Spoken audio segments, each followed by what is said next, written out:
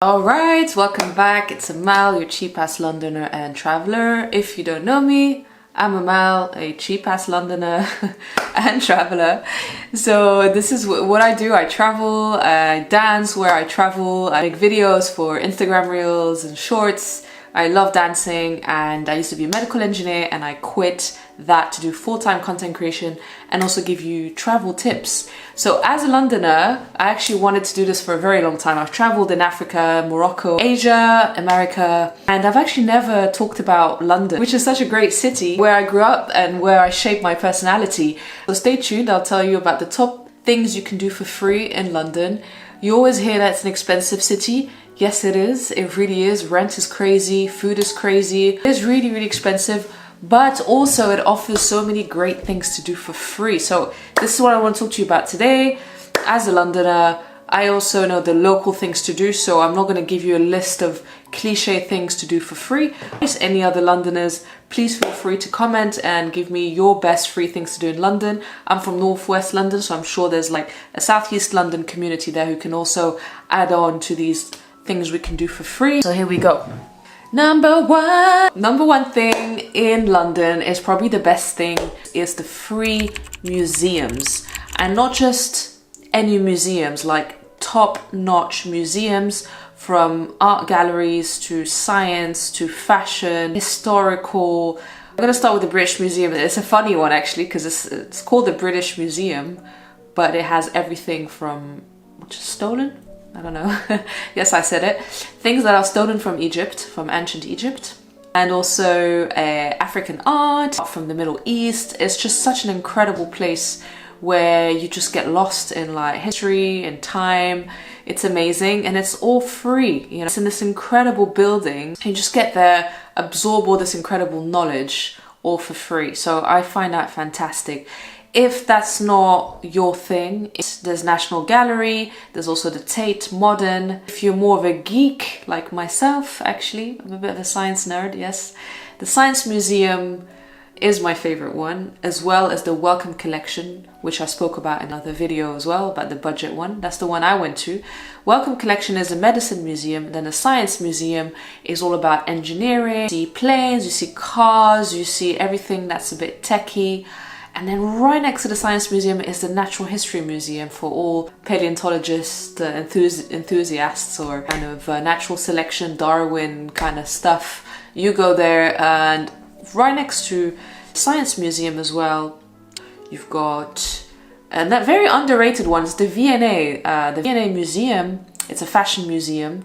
It's really, really great. So these museums are free. Obviously, they have paid exhibitions, so you can have the option as well. You can be a member at the Tate and then go to exhibitions as well. So even if you don't like to read the information, it's all like visually captivating in terms of the architecture of the building, in terms of the paintings displayed.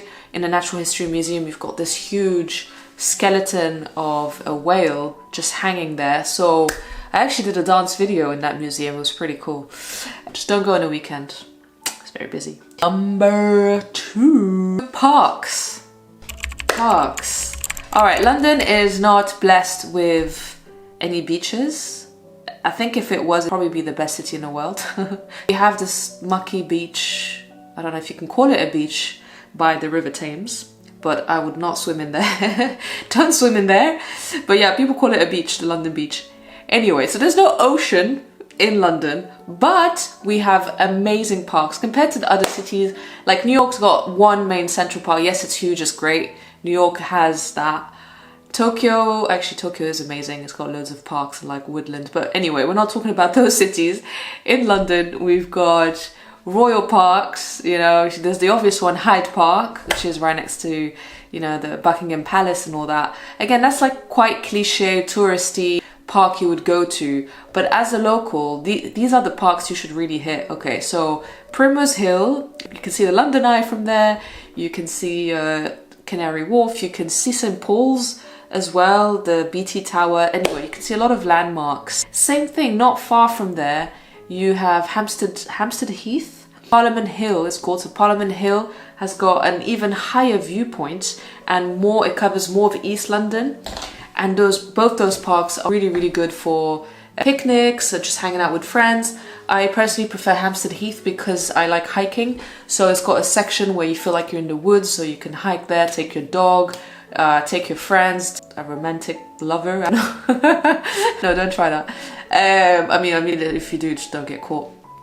So yeah, Primrose Hill as well is great for if you want to see the NYE. If you're here for New Year's Eve, you want to see the fireworks, Primrose Hill is the place to see all the fireworks like happening around Big Ben and London Eye. So those are pretty cool parks.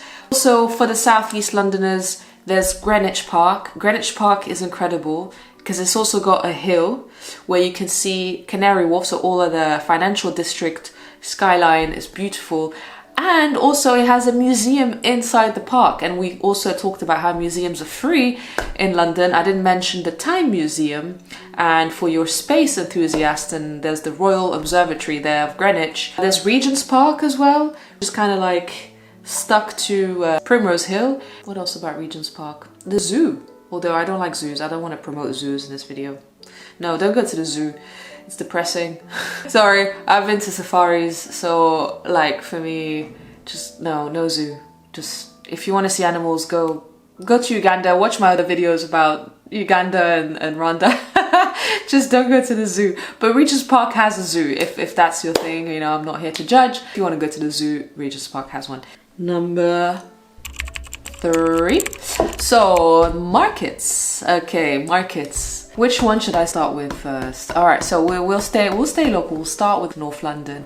It's got Portobello Market, and also between Primrose and Hampstead, there's Camden Market, where there's like 3 different. Camden Lock Market, you've got the Stables Market, my favorite, although it's changed a lot over the years. It's become very commercial, but still. And then you've got like the old market that got burned down. I forgot the name, but it's near the station. And really cool unique t-shirts there.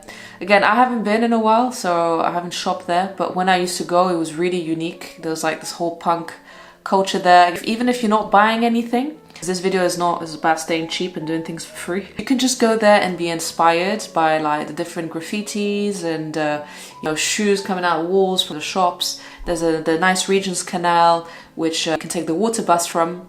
Again, another video where I did that, where I showed you that.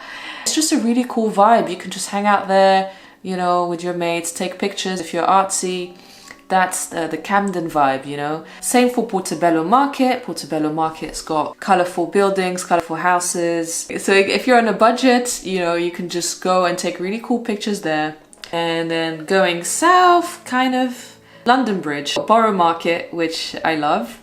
A little overpriced, you know, it's got all your fruits and vegetables and like different produce from different farms, got fresh cheese and all these things. And yeah, I love Borough Market because of also where it is and the architecture around. It's like initial London market where you would come and you could just imagine the chaos that used to be there. Where people could come and like sell their fish and fruit and meats, you know. That's Borough Market. It's also a place where Guy Ritchie shot Lock, Stock, Two Smoking Barrels. That's, not many people know that. That's his first film, I think, in that genre. Correct me if I'm wrong. Which brings me to my next point, the number 4. Number 4 thing you can do in London for free is go to all these incredible film locations to go take a picture. If you're a movie enthusiast, there you go. Also, a very cool place to go is Abbey Road. It's on your way to Primrose Hill. So you can stop there and take a really cheesy picture and pretend you're doing the album cover of the Beatles. So that's there, again, completely free, you know. You might look like an idiot doing it, but at least you've got a cool picture for your friends and family if you're coming as a tourist. I don't live far from there, so every time I see people do it, it makes me laugh. I did it myself, actually did a really cringe dance video on that crossing. But anyway, so there you go, that's another film location. What else can you do for free? What I call the ultimate sightseeing walk for tourists. This is mainly for tourists who haven't seen London, who come to London for the first time, or even locals who kind of want to fall in love again with their city. Ultimate sightseeing walk is from Big Ben to Tower Bridge, okay? And it's a really nice walk because it's a riverside walk, right? So you start in Big Ben, you come down behind towards Waterloo, and you can see the London Eye, like up close and personal. It's pretty impressive to the London Eye from that close. So that's 2 landmarks hit. carry on, walk down the riverside, chill out areas, benches, again, where you can take pictures of the skyline from the other side. And you reach St. Paul's and the Millennium Bridge, and right behind you is the museum Tate Modern. So you can actually hit that. So you can do many free things in one. And then you end up Tower Bridge, and Tower Bridge is the area of London Bridge as well. So like I previously said, you can go to Borough Market, take really cool pictures there from the filming location, and then come back, and then you've done like all these things I talked about you can for free. You've done them all in one big sightseeing walk. You've hit all your landmarks, you've taken cool pictures, you probably went to a museum, absorbed some cool knowledge, taking further pictures there. It's a walk that takes about 45 minutes by the river and completely free. There you go. So now we're gonna move on to some example itineraries. Broke man itinerary number 1. So if you want to do the Abbey Road crossing, you can take your pictures there. In the morning when there's not too much traffic, because the cars there, they do get frustrated. You do that, and then you can walk up about 20 minutes to Primrose Hill.